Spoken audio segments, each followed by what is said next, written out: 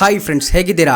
ಈ ಪ್ರಪಂಚದಲ್ಲಿ ಕೆಲವು ಎಂತಹ ಜೀವಿಗಳಿವೆ ಅಂದ್ರೆ ಅವುಗಳ ತಲೆ ಕಟ್ಟಾದ್ಮೇಲೂ ಕೂಡ ಅವು ತಲೆ ಇಲ್ಲದ ದೆವ್ವದಂತೆ ನಡೆದಾಡ್ತಿರ್ತವೆ. ಅಂದ್ರೆ ಅವು ತಲೆ ಇಲ್ಲದೆ ಇದ್ರೂ ಕೂಡ ಜೀವಂತವಾಗೇ ಇರ್ತವೆ. ಇನ್ನು ಕೆಲವು ಜೀವಿಗಳು ಹೇಗಿರ್ತವೆ ಅಂದ್ರೆ ಅವು ಸೈಂಟಿಫಿಕ್ ಆಗಿ ಸತ್ತು ಹೋಗಿರ್ತವೆ, ಆದ್ರೆ ಚಳಿಗಾಲ ಹೋಗಿ ಬೇಸಿಗೆ ಕಾಲ ಬಂದ ಕೂಡಲೇ ಮತ್ತೆ ಮರಳಿ ಬದುಕ್ತವೆ. ಇನ್ನು ಕೆಲವೊಂದು ಜೀವಿಗಳು ಹೇಗಿವೆ ಅಂದ್ರೆ ಮುದಿ ವಯಸ್ಸಿಗೆ ಬಂದು ಸಾಯುವ ಸ್ಥಿತಿಯಲ್ಲಿದ್ದಾಗ ತಮ್ಮನ್ನು ತಾವೇ ಯಂಗ್ ಆಗಿ ಬದಲಾಯಿಸಿಕೊಳ್ತವೆ. ಈ ವಿಷಯಗಳನ್ನ ನಂಬಲು ನಿಮಗೆ ಅಸಾಧ್ಯವಾದ್ರೆ ಈ ವಿಡಿಯೋನ ಪೂರ್ತಿಯಾಗಿ ನೋಡಿ, ಆಗ ನೀವೇ ನಂಬ್ತೀರಾ. ಸೊ ಇನ್ನು ತಡ ಮಾಡದೆ ವಿಡಿಯೋನ ಸ್ಟಾರ್ಟ್ ಮಾಡೋಣ ಬನ್ನಿ. ಕಾಕ್ರೋಚ್ ಜಿರಳೆ ಎಂತಹ ಜೀವಿ ಅಂದ್ರೆ ನೀವು ಇದರ ತಲೆಯನ್ನ ಕಟ್ ಮಾಡಿದ್ರು ಕೂಡ ಇದು ಸತ್ತು ಹೋಗೋದಿಲ್ಲ. ಇದು ಕೆಲವು ವಾರಗಳವರೆಗೂ ಆರಾಮಾಗಿ ಜೀವಿಸುತ್ತೆ, ಆದ್ರೆ 1 ತಿಂಗಳ ನಂತರ ಆಹಾರ ಮತ್ತು ನೀರಿಲ್ಲದ ಕಾರಣ ಸತ್ತು ಹೋಗುತ್ತೆ. ಆಗ್ಲಿ ತಲೆ ಕಟ್ಟಾಗಿದ್ದಕ್ಕೆ ಸಾಯೋದಿಲ್ಲ, ಯಾಕಂದ್ರೆ ಜಿರಳೆ ದೇಹದ ಮೇಲಿರುವ ಚಿಕ್ಕ ಚಿಕ್ಕ ರಂಧ್ರಗಳು ಇದಕ್ಕೆ ಉಸಿರಾಡಲು ಸಹಾಯವಾಗ್ತವೆ. ಇದರಿಂದ ಜಿರಳೆಯ ತಲೆ ಕಟ್ಟಾದ್ರೆ ಅದಕ್ಕೆ ಏನೂ ತೊಂದರೆಯಾಗೋದಿಲ್ಲ. ಅನೇಕ ಬಾರಿ ನಾವು ಜಿರಳೆಗಳನ್ನ ಬಾತ್ರೂಮ್ ಅಥವಾ ಕಿಚನ್ ಸಿಂಕ್ ಅಲ್ಲಿ ನೋಡಿರ್ತೇವೆ. ಆಗ ಅವುಗಳ ಮೇಲೆ ನೀರನ್ನ ಬಿಟ್ಟು ಸಿಂಕ್ ಒಳಗಡೆ ಕಳುಹಿಸಿಬಿಡ್ತೇವೆ. ಆಗ ಅದರ ಕತೆ ಮುಗಿತು, ಇನ್ನು ಅದು ಸತ್ತು ಹೋಗಿರುತ್ತೆ ಅಂತ ಅಂದ್ಕೊಳ್ತೇವೆ.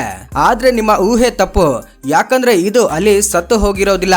ಕಾರಣವೇನೆಂದ್ರೆ ಜಿರಳೆ ತನ್ನ ಉಸಿರನ್ನ 30 ರಿಂದ 40 ನಿಮಿಷಗಳ ಕಾಲ ಹಿಡಿದಿಟ್ಟುಕೊಳ್ಳಬಲ್ಲದು. ಜಿರಳೆಗಳ ಬಗ್ಗೆ ಮತ್ತೊಂದು ಇಂಟ್ರೆಸ್ಟಿಂಗ್ ಫ್ಯಾಕ್ಟ್ ಏನೆಂದ್ರೆ ಹೆಣ್ಣು ಜಿರಳೆ ತನ್ನ ಜೀವಾವಧಿಯಲ್ಲಿ ಕೇವಲ ಒಂದೇ ಒಂದು ಸಲ ಮಾತ್ರ ಸಂಭೋಗದಲ್ಲಿ ಪಾಲ್ಗೊಳ್ಳುತ್ತೆ. ಆ ಸಂದರ್ಭದಲ್ಲಿ ಅದು ಗಂಡು ಜಿರಳೆಯ ಸ್ಪರ್ಮ್ ನ ಶೇಖರಿಸಿ ಇಟ್ಕೊಳ್ಳುತ್ತೆ. ಇದರಿಂದ ಅದು life long time to time ಆಗಿ ಪ್ರೆಗ್ನೆಂಟ್ ಆಗ್ತಾ ಇರುತ್ತೆ. ಆಕ್ಟೋಪಸ್ ನೀರಲ್ಲಿರುವ ಒಂದು ಆಕ್ಟೋಪಸ್ ನ ಹಿಡಿದುಕೊಳ್ಳೋದು ಅಂದ್ರೆ ಒಬ್ಬ ಬುದ್ಧಿವಂತ ಕಳ್ಳನನ್ನ ಹಿಡಿದುಕೊಂಡಷ್ಟು ಕಷ್ಟದ ಕೆಲಸವಾಗುತ್ತೆ. ಇದು ಕೆಲವೊಂದು ಸಲ ತನ್ನ ಅದ್ಭುತವಾದ ಬ್ರೈನ್ ಸ್ಕಿಲ್ಸ್ ನಿಂದ ತಪ್ಪಿಸಿಕೊಂಡ್ರೆ, ಇನ್ನು ಕೆಲವೊಂದು ಸಲ ತನ್ನ ಮೃದುವಾದ ಬಾಡಿ ಕಾರಣದಿಂದ ಯಾರ ಕೈಯಿಂದಾದ್ರೂ ತಪ್ಪಿಸಿಕೊಳ್ಳುವಲ್ಲಿ ಯಶಸ್ವಿಯಾಗುತ್ತೆ.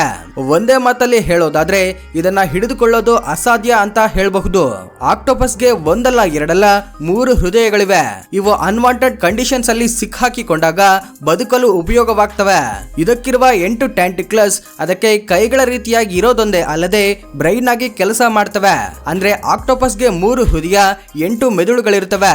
ಒಂದ್ ವೇಳೆ ಇವುಗಳಲ್ಲಿ ಯಾವುದಾದ್ರೂ ಹೃದಯವನ್ನ ಅಥವಾ ಮೆದುಳನ್ನ ಕಟ್ ಮಾಡಿ ಸಪರೇಟ್ ಮಾಡಿದ್ರು ಕೂಡ ಇದು ಜೀವಂತವಾಗೇ ಇರುತ್ತೆ. ಅನೇಕ ದೇಶಗಳಲ್ಲಿ ಆಕ್ಟೋಪಸ್ ನ ತಿಂತಾರೆ. ಇವುಗಳನ್ನ ಕಟ್ ಮಾಡಿ ಪ್ಲೇಟ್ ನಲ್ಲಿ ಸರ್ವ್ ಮಾಡಿದ್ರು ಕೂಡ ಇವು ಇನ್ನೂ ಕದಲುತ್ತಿರ್ತವೆ. ಅಂದ್ರೆ ಇದರ ಅರ್ಥ ಇವು ಇನ್ನೂ ಜೀವಂತವಾಗಿವೆ ಅಂತ ಅಲ್ಲ, ಇವುಗಳ ಟ್ಯಾಂಟಿಕ್ಲಸ್ ಅದರ ಬ್ರೈನ್ ಆಗಿ ಕೆಲಸ ಮಾಡ್ತವೆ.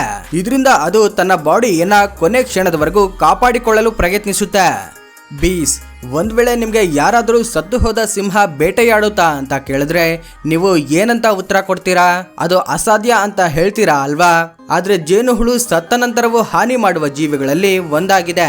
ಅದು ಹೇಗೆಂದ್ರೆ ನೀವೆಂದಾದ್ರೂ ಸತ್ತು ಹೋದ ಜೇನುಹುಳುವನ್ನ ಹಿಡಿದುಕೊಳ್ಳಲು ಪ್ರಯತ್ನಿಸಿದ್ರೆ ಅದು ನಿಮ್ಮನ್ನ ಕಚ್ಚುತ್ತೆ.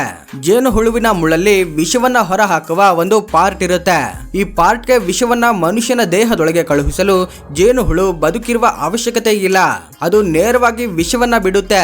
ಇದಕ್ಕಾಗಿ ಜೇನುಹುಳು ಸತ್ತ ಮೇಲೂ ಕೂಡ ಕಚ್ಚೋದನ್ನ ಬಿಡೋದಿಲ್ಲ. ಚಿಕನ್ ನೀವೆಂದಾದ್ರೂ ತಲೆ ಇಲ್ಲದ ಕೋಳಿಯನ್ನ ನೋಡಿದ್ದೀರಾ? ಅಂದ್ರೆ ಕೋಳಿ ಜೀವಂತವಾಗೇ ಇರುತ್ತೆ, ಆದ್ರೆ ಅದಕ್ಕೆ ತಲೆ ಇರೋದಿಲ್ಲ. ನಿಮಗೆ ಇದನ್ನ ನಂಬಲು ಅಸಾಧ್ಯವಾದ್ರೆ ಒಮ್ಮೆ ಈ ವಿಡಿಯೋನ ನೋಡಿ. ಈ ಕೋಳಿ ತಲೆ ಇಲ್ಲದೇನೆ ಆರಾಮಾಗಿ ಸುತ್ತಾಡ್ತಿದೆ.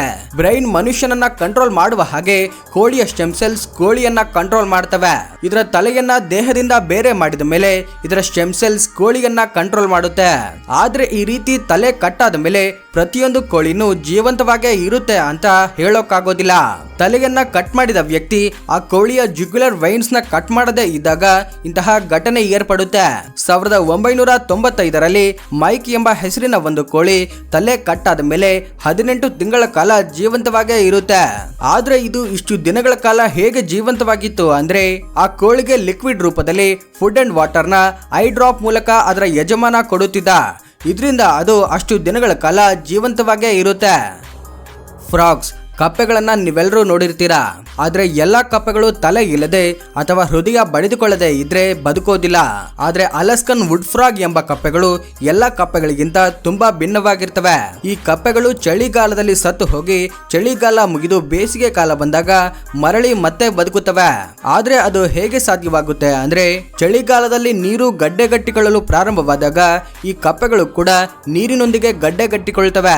ಇವುಗಳ ಕೈಕಾಲು, ದೇಹ ಮತ್ತು ರಕ್ತ ಎಲ್ಲವೂ ಕೂಡ ಗಡ್ಡೆಗಟ್ಟಿಕೊಳ್ಳುತ್ತೆ. ಇದರಿಂದ ಎದೆ ಬಡಿದುಕೊಳ್ಳೋದು ನಿಂತು ಹೋಗುತ್ತೆ. ಆ ಚಳಿಗಾಲ ಮುಗಿಯುವವರೆಗೂ ಒಂದು ಸತ್ತ ಶವದಂತೆ ಇವು ಹಾಗೇನೆ ಗಡ್ಡೆಗಟ್ಟಿಕೊಂಡು ಬಿದ್ದಿರ್ತವೆ. ಆ ಸ್ಥಿತಿಯಲ್ಲಿ ಸೈಂಟಿಫಿಕಲಿ ಇದು ಸತ್ತು ಹೋಗಿರುತ್ತೆ. ಯಾಕಂದ್ರೆ ಆಗ ಇದು ಉಸಿರಾಡೋದಿಲ್ಲ, ಕದಲೋದಿಲ್ಲ, ಹೃದಯ ಬಡಿದುಕೊಳ್ಳೋದಿಲ್ಲ. ಇದನ್ನ ಹೈಬರ್ನೇಷನ್ ಸ್ಟೇಟ್ ಅಂತ ಕರೀತಾರೆ. ಆದ್ರೆ ಬೇಸಿಗೆ ಕಾಲದಲ್ಲಿ ಮಂಜು ಕರಗಲು ಪ್ರಾರಂಭವಾದಾಗ ಇವು ಮತ್ತೆ ನಾರ್ಮಲ್ ಪೊಸಿಷನ್ಗೆ ಬರ್ತವೆ. ಇವುಗಳ ಹೃದಯ ಬಡಿದುಕೊಳ್ಳಲು ಪ್ರಾರಂಭವಾಗುತ್ತೆ. ಆಗಿನಿಂದ ಇವು ಮತ್ತೆ ನಾರ್ಮಲ್ ಜೀವನವನ್ನ ಜೀವಿಸಲು ಪ್ರಾರಂಭಿಸ್ತವೆ. ಆದ್ರೆ ಮತ್ತೆ ಚಳಿಗಾಲ ಬಂದಾಗ ಇವುಗಳ ಹೈಬರ್ನೇಷನ್ ಸ್ಟೇಟ್ ಮತ್ತೆ ಪ್ರಾರಂಭವಾಗುತ್ತೆ. ನಿಜವಾಗ್ಲೂ ಈ ಕಪ್ಪೆಗಳ ಜೀವನ ಒಂದು ಅದ್ಭುತ ಅಂತ ಹೇಳಬಹುದು. ಪ್ಲಾನೇರಿಯನ್ ಫ್ಲಾಟ್ವಾರ್ಮ್ ಈ ಜೀವಿಯ ವಿಶೇಷತೆ ಏನಂದ್ರೆ ಇದನ್ನ ನೀವು ಚಾಕುವಿನಿಂದ ತುಂಡು ತುಂಡಾಗಿ ಕಟ್ ಮಾಡಿದ್ರೆ ಇದು ಸತ್ತು ಹೋಗೋದಿಲ್ಲ. ನೀವು ಎಷ್ಟು ತುಂಡಾಗಿ ಕಟ್ ಮಾಡಿರ್ತೀರೋ ಅಷ್ಟು ತುಂಡುಗಳು ಒಂದು ಹೊಸ ಪ್ಲಾನೇರಿಯನ್ ಆಗಿ ಹುಟ್ಟುತ್ತವೆ. ಒಂದೊಂದು ತುಂಡಿಗೆ ಒಂದೊಂದು ತಲೆ ಬಂದು ಅವು ಹೊಸದಾಗಿ ಮತ್ತೆ ಜೀವಿಸ್ತವೆ.